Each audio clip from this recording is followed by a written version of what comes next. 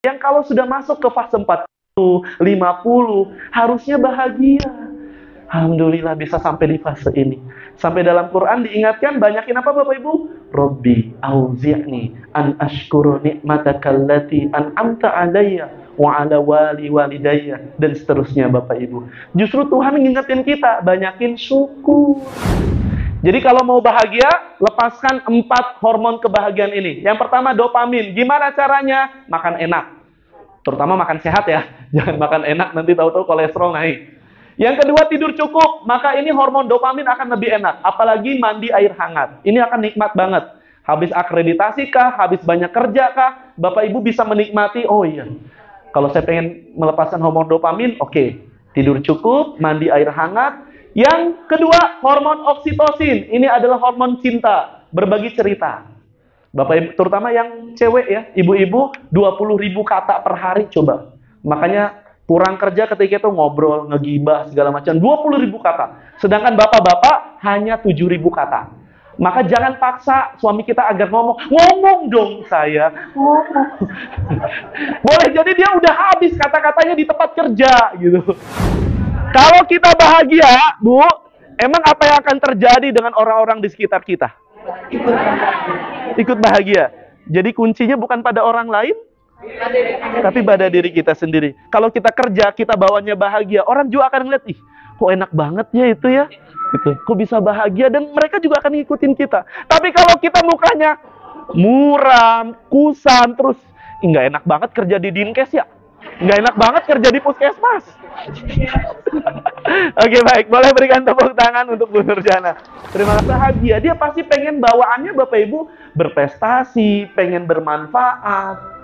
Dan yang ketiga, pekerja yang bahagia itu pasti akan lebih produktif, melejitkan karir, peduli terhadap kualitas pelayanan, berkurangnya stres dan kejenuhan kerja.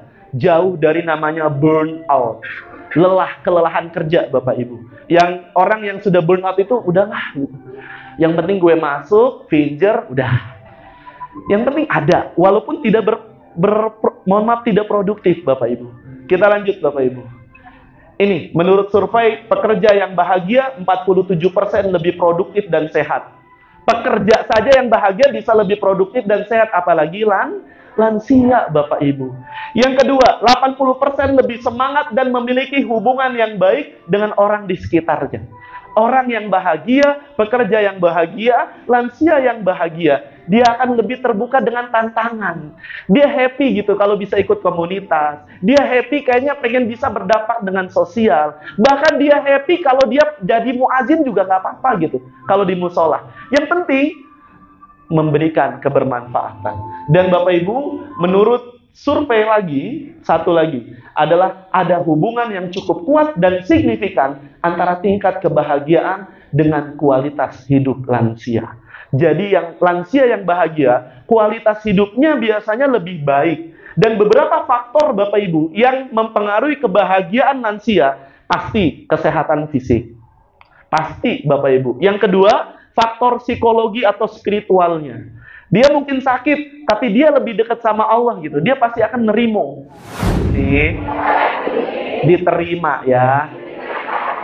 Hidup ini memang berproses.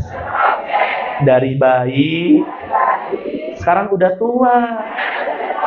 Terima, ikhlas. Yang penting, syukur, bahagia. Nih kayak saya nih, mulai hari ini jalani hidup dengan bahagia.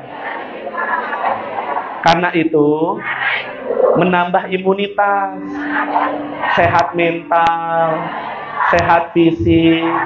Walaupun banyak masalah, kita tetap bisa bahagia. Walaupun hutang belum dibayar, kita masih tetap bisa bahagia.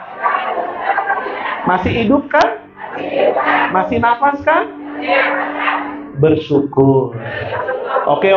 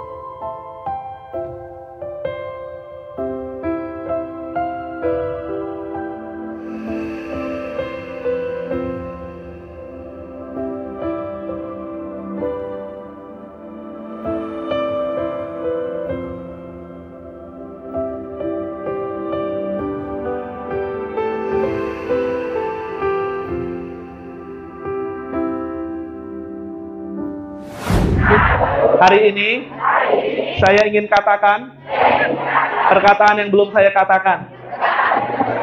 Tolong dengarkan ya. Kalau selama ini kita kerja atau kita menjalani hidup, mungkin banyak kekecewaan, mungkin pernah nangis. Sabar ya. Maafin saya kalau saya banyak salah juga.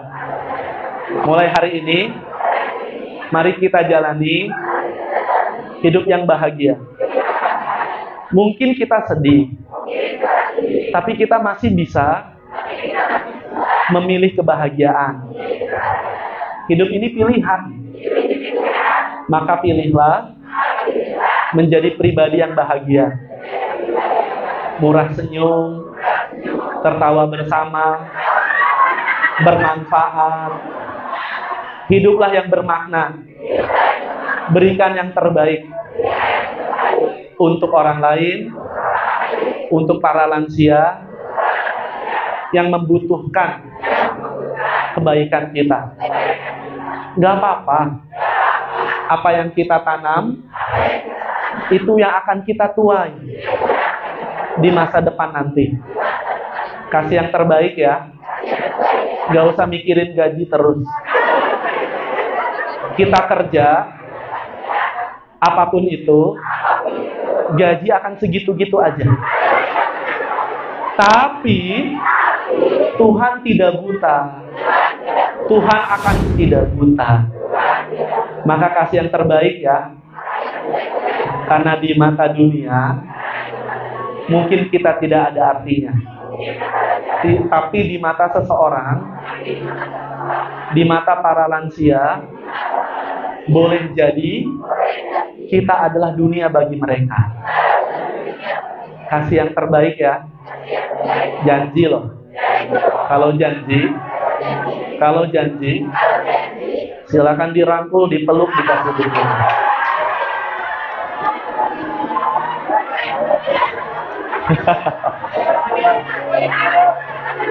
Oke, boleh berikan tepuk tangan sekali lagi untuk kita semuanya.